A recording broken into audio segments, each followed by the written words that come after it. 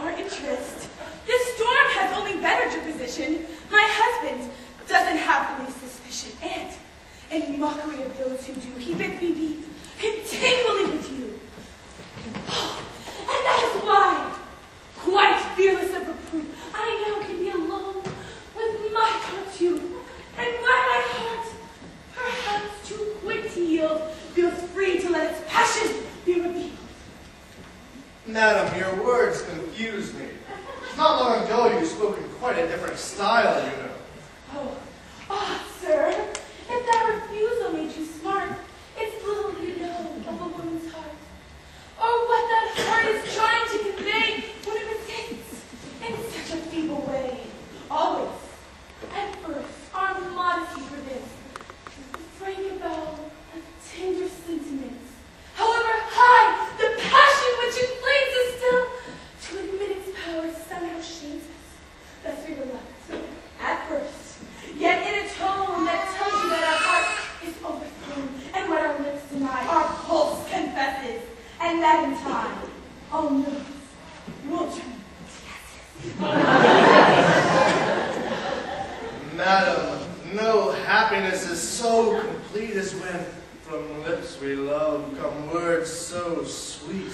Their nectar floods my every sense and drains in honeyed rivulets through all my veins. To please you is my joy, my only goal. Your love is the restorer of my soul. And yet, I must take leave now to confess some lingering doubts as to my happiness. Might this not be a trick? Might not the catch be that you wish me to break off the match between myself and Marianne, and so having feigned to love me? I shall quite trust your fond opinion of me, until the feelings you've expressed so sweetly are demonstrated somewhat more concretely, and that by certain kind concessions, that I may put my faith in your professions. Why be in such a hurry? Must my heart exhaust its bounty at the very start, to make that sweet admission cost me dear? But you not be content, it would appear, unless my sworn favors is dispersed to the last warning, and at the very first. We trust no promised bliss till we receive it. Not till the joy is ours can we believe it. I, who so little merit your esteem, can't credit this fulfillment of my dream.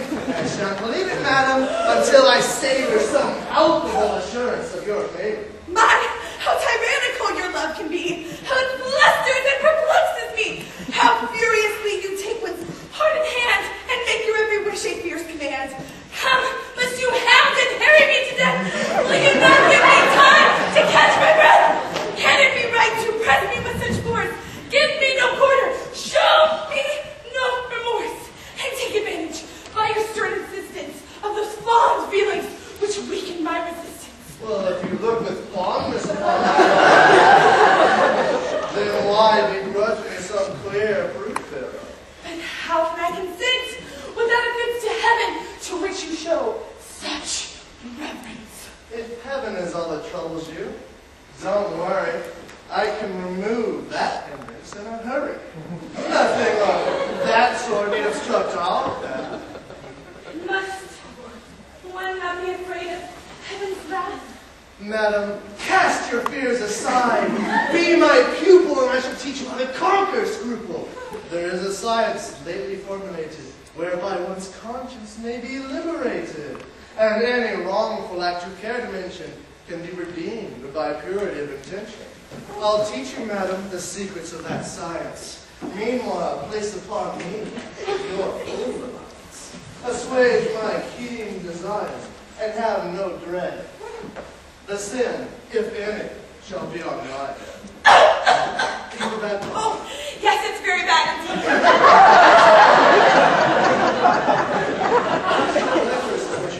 Oh, no, it's a bad cold. I think it'll take more than licorice to cure it. How aggravating. More than I can say.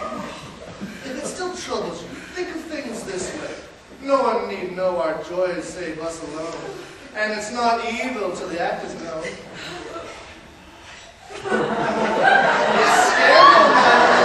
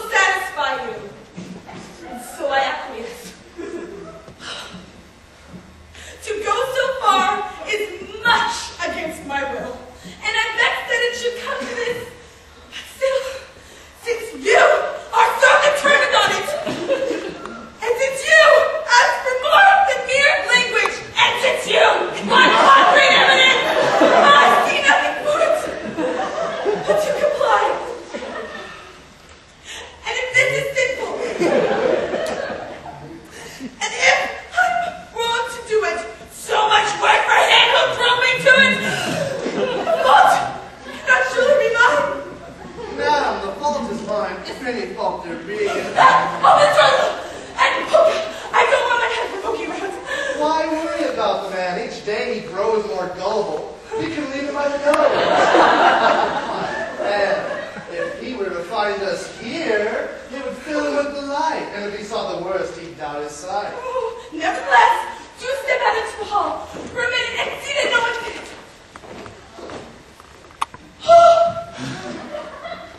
That man's a perfect monster.